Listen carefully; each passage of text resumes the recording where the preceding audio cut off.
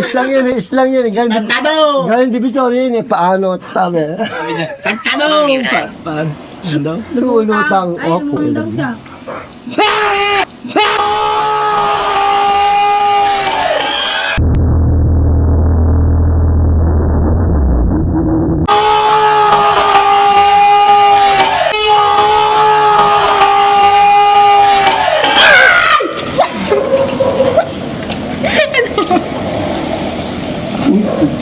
Ano ba yun? Kakulat. Ano sa tado? Nagulat. Si Jeff ang nagulat ako. Grabe naman na ni Jeff yan. Nag-ilawan tuloy yung ghost ball. Ayan.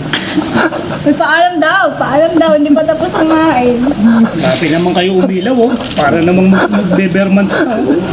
Ano yan? Merry Christmas. Nagulat ka? Nagulat din pala to.